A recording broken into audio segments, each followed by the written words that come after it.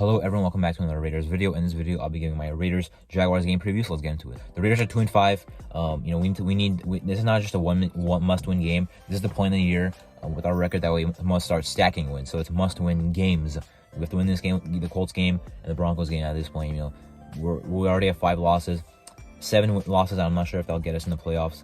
It might, but 8 will definitely probably wouldn't. I mean, the conference has not looked good as it was supposed to. That kind of helps us, but if we're 9-8, I don't know if we'll make the playoffs. 10-7, we'll see.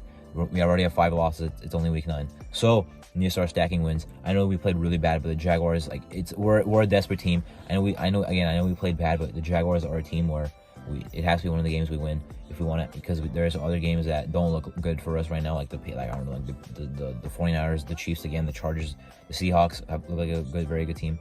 But we have to worry about those games later. We have to win the games that are very, very, very winnable. The Jaguars game is a very big example of that. They're 2-6 themselves. They do have a lot of talent.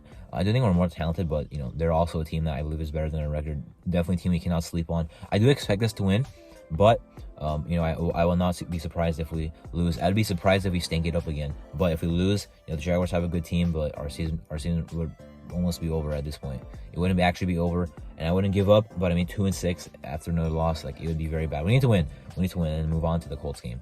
Now, the Jaguars offense, Trevor Lawrence. It's gonna happen. He will look like the number 1 overall pick, generational quarterback out of Clemson.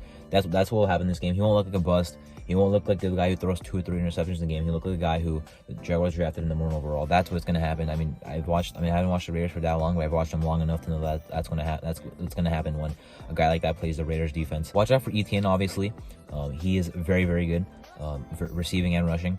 He had a very electric game against the Broncos. Now, they did just travel from London back to Jacksonville, so maybe that travel, is not gonna. Maybe that jet lag is still on them. I'm not sure. I mean, we stayed on the East Coast, so that at least helps us. We didn't go back home, but we also stayed on the East Coast, so we didn't have to travel much from New Orleans to wherever we were practicing in Florida to Jacksonville. That at least helps us. But anyway, ETN, very good. Now, our run defense has been pretty nice this year. I think kind of slept on, but ETN could definitely start breaking it on us. It'd be a very important man to watch in this game. Kamara did what he wanted last week on us, not really rushing but receiving. ETN is not as good of a receiving back, but he still can get the job done. So let us stop that. Now in their passing game, their offensive line isn't very good, but honestly, at least from what I know, isn't very good. But they're still a serviceable offensive line. Probably not better than ours. Ours is about top 10 right now in the league, which is very surprising. Now Marvin Jones, Zay Jones, former Raider, and Christian Kirk. That's a trio that can definitely get the job done, and Evan Ingram at tight end. That's definitely a trio that I guess not a trio. Those 4 guys can definitely get it done in the passing game. They just haven't really done it this year, but they can do it. That's a lot of weapons to worry about. Christian Kirk is a big-time slot receiver. Marvin Jones can make a lot of big plays on 50-50 catches, and we remember Zay Jones, who can, I guess, go down the field and make plays. I mean, he doesn't really have one specific strength as we remember, but he still made big plays for us. He can do the same thing for Jacksonville. So their offense, I really hope we can just play a good defensive game. I mean, we really could shut down this Jacksonville offense.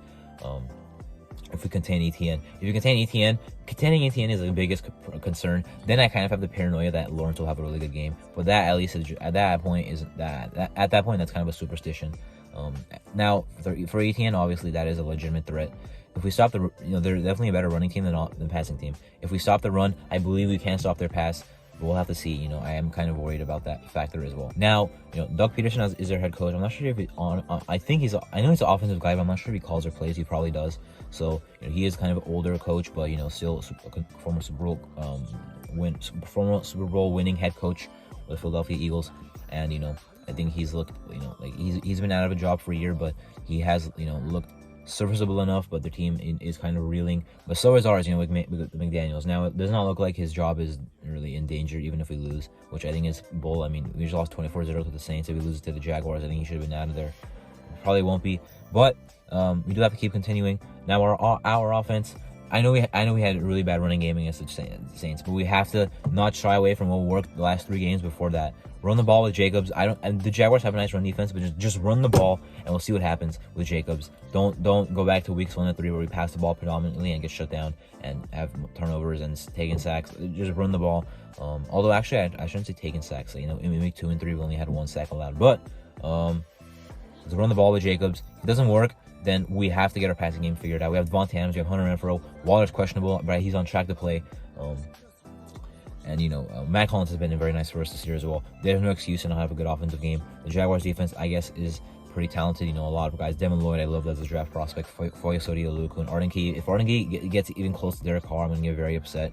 He had 2 sacks in the Hall of Fame game. I cannot stand to see that. I was so mad when he did that in the Hall of Fame game. I would be a lot more upset if he did that in the regular season game. Now I do want to touch on the Hall of Fame game really quick. Actually, I know there's a whole thing of we played a lot of backups and we beat the Jaguars, but that was a preseason game. Then they also played backups. I don't want to hear if we beat them in the preseason, we can beat them in the regular season. That's really not the case. We beat the Patriots in preseason, and they look like a better team than us this year. But it would be cool to get 2 wins over them in this season. Let's just say preseason and regular season. But anyway, Arden Key, do not let this man do anything. I would be very upset. Now he is kind of a backup because they do have a nice rotation. Josh Allen, Caleb Chase at this point is looking kind of like a bust. But they have some nice defensive tackles as well. I believe they still have Roy Robertson Harris. I believe they still have Devon Hamilton. They have some nice guys on the D line. So the running defense has looked good as well. And as I mentioned, with the linebackers, which have been flying around making plays. Now their secondary, they don't have Shaquille Griffin for this game, but Darius Williams, Andre Sisco, Tyson Campbell, both the corners have been looking good for them, but not a passing defense that I see shutting us down. Adams, they don't have a corner that can go against Adams and be locked down. So I do see Adams having a nice bounce back game. Renfrow, I'm not really sure what will happen honestly if he does play. I mean, if we're a running team, we're gonna have Renfrow not out there. If we have 2 receivers, it would be Matt Collins and Adams. Our offense was way too predictable last week. We ran a lot of play action, but not really set up by the run. We ran a lot of play action in weeks before, and it worked because we had the run setting it up. Our offense was really predictable last week. After about the second drive or third drive, I knew it would be a bad offensive game when I literally knew exactly what was going to happen. Not exactly what was going to happen. I hear people say that a lot. Like, I knew what they were going to play, what they're going to run. I didn't know what play they were going to run, but I just knew it probably wasn't going to work because the Saints defense was going to be all over it. Our offense, if we can't run the ball, unfortunate, but I mean, I still see us. We should be able to pass the ball pretty effectively. Our offensive line, besides last week, has been locked down for a while now. If we can't get back on track with Jacobs, then our season is probably over. We're a better offensive team and we're a better running team than passing team. Our running game was the only thing that put us in that. I'm not gonna say the only thing that put us in the Chiefs game, but Texans game, that's what got us the W. Broncos, that's what got us the W. First 3 weeks of not running the ball is probably what got us the L. Now go to the keys of victory again. I'll probably repeat some things, but important things. Run the ball with Jacobs effectively. Shut down ETN, so the winning in the trenches is obviously the number 1 priority. Hold up in pass protection for Carr, because we did not do that last week. Carr, his pocket mobility, I know people have been slandering it, but I think it's pretty nice. It's been looking pretty nice, his movement in the pocket. However, still needs to make more plays when he's actually on the run. Escaping pressure is cool, but when it just ends in an incomplete pass instead of a sack, it's not much better. So Carr has to make some more plays. He has to play a little bit better. McDaniels gets something figured out. I love how we have Amir Abdullah replacing Bolden. I've mentioned that like 3 times now. Amir Abdullah is a lot better than Bolden. I love that. Samir White hardly plays though, so that's not very good. Our passing games, if both teams are struggling in the running game, it's going to come down to a passing game. We have to be better than them if that does happen. Lawrence, do not let this man look like everything I named: generational, first overall, Hall of Fame. Do not let that happen. And hopefully Zay Jones doesn't go off against us either, although I don't hate him. Anyway, that was my game previews for the Raiders Jaguars regular season week 9 game. I'm Arthur, thank you for watching.